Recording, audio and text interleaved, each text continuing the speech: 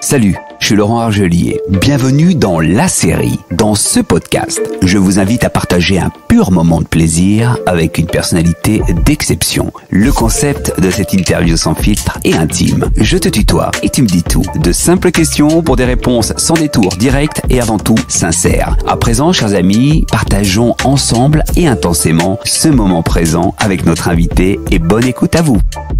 Bienvenue Xavier Delarue dans La Série Hors les murs, dans la maisonnette des Buttes-Chaumont à Paris. Ça va Laurent? Tu vas bien? Ça va très bien. C'est toujours un plaisir de faire des interviews avec toi depuis le temps qu'on se connaît.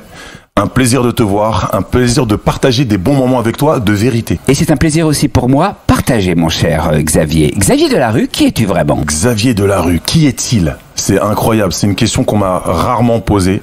Je pense que je suis une addition d'origine, de commencement et de prise de risque. Xavier, tu te produiras au cabaret de notre ami le comte de Boudherbala, Le République à Paris, les 14 et 28 juin à 19h30 avec ton one-man show Origine. Peux-tu nous expliquer en quoi ce spectacle est un reflet de ton parcours atypique? Ce spectacle est l'identité de ce que je suis. C'est un seul en scène que je vais jouer au théâtre Le République, effectivement, le 14 juin et le 28 juin. C'est mon premier seul en scène, c'est one man show, tout simplement aussi, on peut le dire comme ça, qui reflète ce que je suis, ce qu'on ne connaît pas de moi, ce que l'on croit connaître de moi, ce qu'on a dit de moi, alors que moi, j'ai pratiquement jamais parlé jusque-là. Tu parles de tout. Tu parles de ton enfance, tu parles du grand basketteur que tu as été, tu parles effectivement de Secret Story et le grand public t'a découvert à travers cette émission, tu parles également des mystères de l'amour et tu parles aussi du papa que tu es, d'un grand garçon et d'un petit garçon, tu parles de tout. Pourquoi cette envie de parler de tout? Peut-être parce que j'avais la flemme d'écrire un livre que personne n'aurait lu, parce qu'on n'est plus dans la tendance du livre, je pense. J'aurais pas voulu l'expliquer non plus sur une simple vidéo Insta ou TikTok. Je crois qu'il est temps aussi de faire un bilan dans ma vie. J'arrive à un moment où il s'est passé énormément d'événements dans ma vie ces 4 dernières années. J'ai envie d'expliquer qui je suis, moi, et pas qui nous étions, nous, à l'époque avec Tatiana. Et il est temps pour moi de remettre un petit peu l'église au centre du village et parler de moi, d'expliquer mon sentiment, mes sentiments, ce que j'ai vécu à travers ma vie privée que personne ne connaît finalement depuis Secret Story, depuis que j'ai été découvert par le grand public en 2007. Et aussi à travers toute cette partie médiatique, les mystères de l'amour, Secret Story que j'ai très longtemps réfuté à parler dans les interviews, mais que je joue et que j'explique aujourd'hui, que j'assume entièrement. Et les mystères de l'amour qui se sont aussi arrêtés brutalement pour moi et mes enfants. Qu'est-ce qui t'a poussé réellement à te lancer dans un seul en scène ? Quel a été le fameux déclic? Déjà, j'ai fait du théâtre étant tout petit. J'étais vraiment inscrit au cours de théâtre quand j'étais à l'école. Et ça a commencé à l'école primaire. Donc j'ai toujours aimé d'être sur scène, devant les parents, de faire les shows. Je te jure, un jour, on m'avait carrément collé une pancarte avec des poireaux. J'ai la photo, je vous jure, je vous la posterai. Elle est incroyable, cette photo. Je la garde, celle-là, pour le guest. On veut la voir. Et mais vraiment, je vais la poster. Elle est incroyable. Et ouais, après, c'est mes potes, en fait. Ils m'ont dit, Xavier, Xababa, t'as une vie de ouf. T'arrives, t'es passé par la case banlieue, la case sport, la case télé-réalité, la case comédie, la case tout. Et à chaque fois, tu vas à fond dans ce que tu fais. Soit écris, soit joue-le, soit dis-le, mais trouve quelque chose. Donc la fin, celui qui m'a vraiment convaincu, alors que tous les autres avaient essayé, c'est Samy Améziane, le comte de Boudherbala. L'excellent comte de Boudherbala, quel artiste exceptionnel. Mais Samy, ou le comte pour le grand public, c'est le comte de Boudherbala, c'est un ami d'enfance. Peu de personnes le savent, sauf dans notre sphère privée. On a joué ensemble au basket lorsqu'on avait 14 ans au PSG. On a grandi dans la même cité. Ses parents, c'est mes parents. Ma mère, c'est sa mère. C'est la même chose. Sauf que en vrai, j'ai pas mis ça en avant. Il y a plein d'autres gars que je connais du milieu comme ça, mais j'ai pas mis ça en avant parce que je me sentais pas légitime jusque là. Et je suis pas du genre à faire une télé-réalité et me dire que ça y est, je vais devenir comédien. Ça y est, je vais monter sur scène ou que je vais me créer un talent. Je crois que c'est venu aussi avec le temps et la maturité. Et Samy, à ce moment-là, il est tombé là et il m'a dit, bon, tout le monde te l'a dit, fais-le. Arrête maintenant et fais-le écrit. Je peux être ton conseil et on verra si ça marche ou pas. Quelles sont tes attentes avec ce spectacle, Xavier? c'est qu'on me connaisse mieux, c'est que à la fin, à l'issue de ce spectacle, lorsque je remercie les gens d'être venus, de m'avoir écouté, c'est d'avoir compris qui j'étais, d'avoir compris mon parcours qui n'a pas été expliqué jusque-là. Et qui se disent j'ai passé un bon moment, mais surtout maintenant je comprends qui il est et pourquoi sur ses réseaux sociaux à l'époque il n'était pas si souriant que ça. C'est juste parce que j'ai jamais su réellement depuis Secret Story comment communiquer à travers un couple qui n'est plus aujourd'hui et à travers moi. Donc aujourd'hui j'avais envie de me raconter, j'ai envie de raconter mon histoire je le raconte évidemment où on passe du plaisir et on rit. Mais tout n'est pas drôle en fait dans ce que j'ai vécu. Il y a même des moments d'émotion à la fin du spectacle, un pur moment d'émotion où tu reviens sur tes origines. Pourquoi ce besoin de parler de tes origines puisque tout le monde te ramène bien souvent à tes origines? Explication. Bah, je suis métisse. Bon, j'ai du mal à le cacher, hein, ça se voit sur ma tête. Oui. Sauf que moi, je suis pas un militant. Tu vois, moi, je monte pas pieds nus sur une scène. Je suis pas Yannick Noah. Je prends pas la parole dans la rue à crier, à être dans un mécontentement constant. Moi, j'essaye d'être militant présent. C'est-à-dire que j'ai été le noir de Secret Story ou le métis. J'ai été le noir des Mystères de l'amour ou le métis. À chaque fois, j'ai été le gars différent des autres à travers un casting de 10 ou 15 personnes. Parce que t'as le droit pratiquement à une ou seule personne un peu issue de la diversité à chaque fois dans un casting. C'est comme ça, c'est la vie.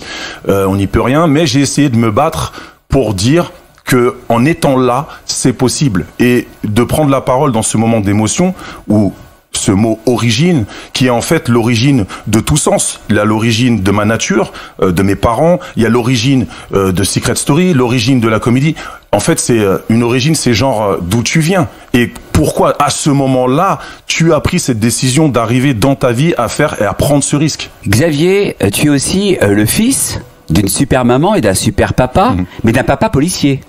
Ouais, les gens ne le savaient pas. Absolument. Ne le savaient pas du tout. Alors mon papa est parti du Covid il y a 4 ans. Ça a été très brutal pour tout le monde et en plus il avait Alzheimer. Ouais, il est parti en fait dans un moment d'égarement mondial où on a eu un chef de l'État qui a dit que nous étions en guerre. Mon père, il a porté les couleurs de la France pour la défendre. Il n'a pas été remercié. On remercie les soldats normalement, non, quand ils partent. Absolument. Okay, il n'a pas été remercié. Il n'a pas été remercié, donc c'est bien effectivement de le souligner. Et nous avons une pensée pour ton papa, c'est pour ça que j'en parle au présent, parce que c'est important. La mort fait partie de la vie, ouais. Et les gens qui nous quittent restent avec nous, nous accompagnent.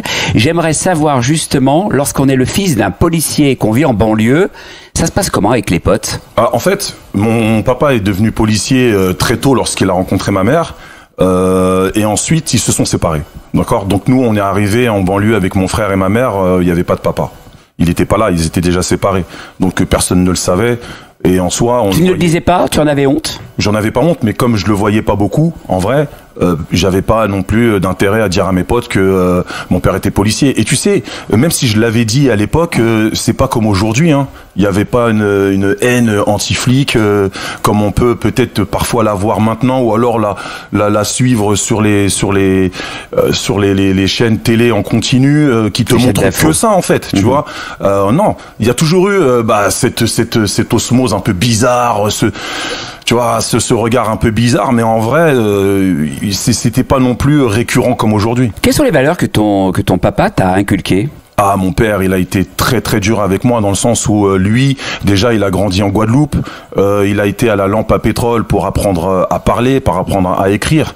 Il m'a pas appris l'antillais, le créole, parce que dans sa famille, à lui, il fallait pas parler le créole à la maison pour pouvoir venir en métropole, pour pouvoir s'intégrer. Donc à la maison, il nous a forcé avec mon frère à faire des dictées, à nous raconter nos journées. C'est ce qui me permet aujourd'hui de te parler correctement, et c'est ce qui me permet aujourd'hui de monter sur scène. C'est ce qui m'a permis dans Secret Story de montrer une belle image aussi de la diversité en arrivant autrement qu'un autre jeune de banlieue qui pourrait être dans un critère de sélection. Moi, je l'aurais fait un petit peu à l'envers à l'époque. Tu as été l'un des rôles principaux dans Les Mystères de l'amour sur TMC. Quel impact cela a-t-il eu sur ta carrière d'acteur? Ça a eu un impact énorme parce que la production m'a fait confiance alors que j'avais jamais joué autre chose de ma vie. Moi, quand j'ai été recruté sur Les Mystères de l'amour, déjà j'ai passé un casting normal. J'avais signé 2 jours et je suis resté 6 ans. Et cette confiance qu'a eu la production en moi m'a aidé à arriver jusque là, à monter sur scène. Et ça a été un travail énorme, même si on peut dénigrer les mystères de l'amour, c'est un travail énorme. C'est-à-dire que c'est vraiment une usine à travail. C'est tu reçois ton texte peut-être 48 heures avant, parfois il change le jour même, tu dois t'adapter, t'as 2 scènes. Ok, tu fais une italienne, une scène d'essai et boum, on filme. T'es bon, t'es pas bon, c'est ton problème. D'accord?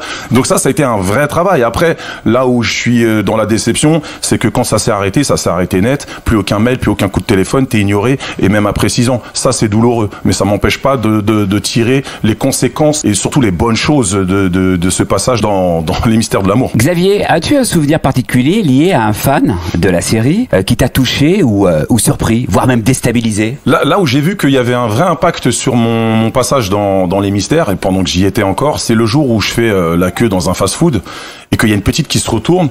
Bon, moi, je pensais qu'elle m'avait reconnu pour Secret, mais bon, elle était quand même un peu jeune. Elle appelle son papa, dit « Papa, regarde derrière, il y a Antoine Vallès ». Et c'était le nom de ton personnage.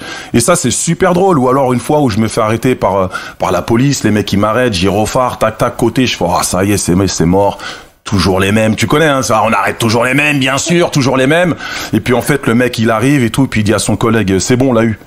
Et je le regarde, je fais, attends, t'as eu quoi, t'as eu qui? Il me dit, c'est bon, on a eu Antoine Vallès.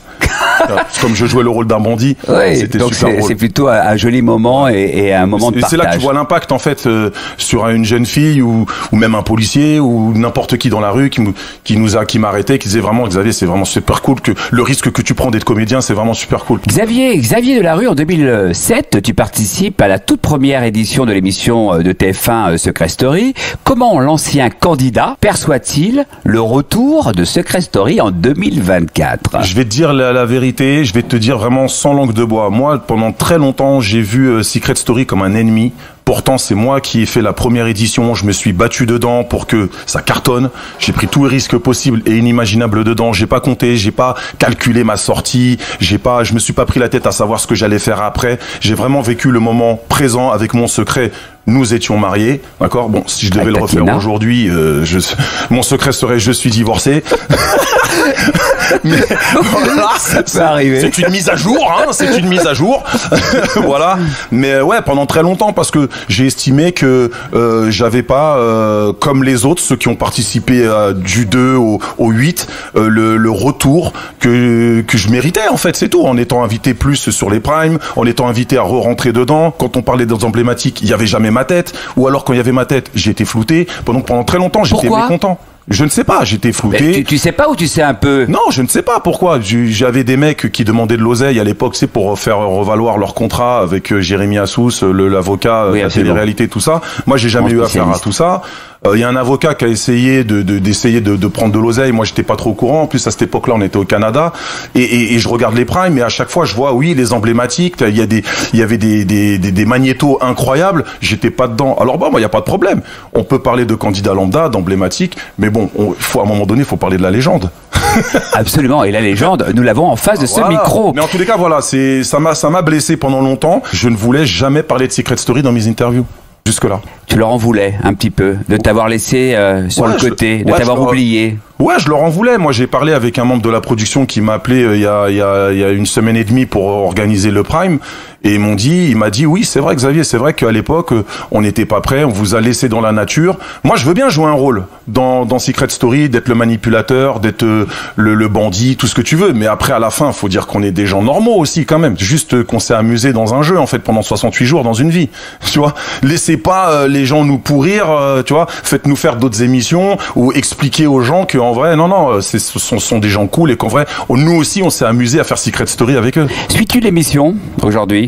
Je la suis partiellement parce que en ce moment je suis beaucoup en rodage, je fais pas le mytho, hein, je te promets, je suis beaucoup en rodage et j'apprends mes trucs, mais dès que je suis à 17h30, si je peux mettre une petite quotidienne, c'est bien. Mais il y a beaucoup de jeunes, tu vois, il y a beaucoup de jeunes, c'est une nouvelle génération, des réseaux sociaux. Je pense que ça, les gens ont du mal à le comprendre, mais aujourd'hui, trouver des jeunes qui ne sont pas sur les réseaux sociaux, tu fais comment quand t'es un casteur?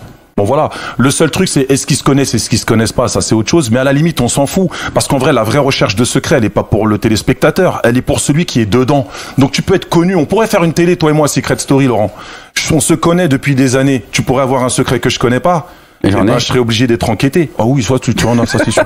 Mais toi aussi, tu en as des secrets. On en parlera peut-être un petit peu plus tard. Quelle est ton analyse des raisons pour lesquelles l'émission ne parvient pas à attirer autant de téléspectateurs qu'avant? Parce que Secret Story aujourd'hui s'aligne sur une succession de téléréalités. Et c'est difficile aussi de relancer des nouveaux candidats. Secret Story, c'est le centre de formation de toutes les autres téléréalités. C'est-à-dire que c'est là où on va les retrouver pendant 4-5 ans. D'accord? Mais quand tu relances une nouvelle machine, c'est compliqué. On est à l'ère des réseaux sociaux. Il y a un prime il y a une quotidienne sur TF1 qui n'est pas animée par un animateur. Ça aussi, ça fait bizarre, tu vois, elle n'est pas incarnée. Ensuite, tu vas basculer sur des horaires complètement différents sur TFX. Donc, on est sur de la TNT avec le score que ça mérite, avec des horaires complètement différents. Donc, oui, il n'y a pas de prime. Je pense que les gens s'imaginaient un retour de Secret Story prime comme en 2007. Bon, c'est pas le cas, mais on s'adapte aussi avec les raisons économiques et puis médiatiques. Et en tant que Xababa, quel conseil donnerais-tu à la production que tu aimes tant, justement pour dynamiser les audiences de l'émission?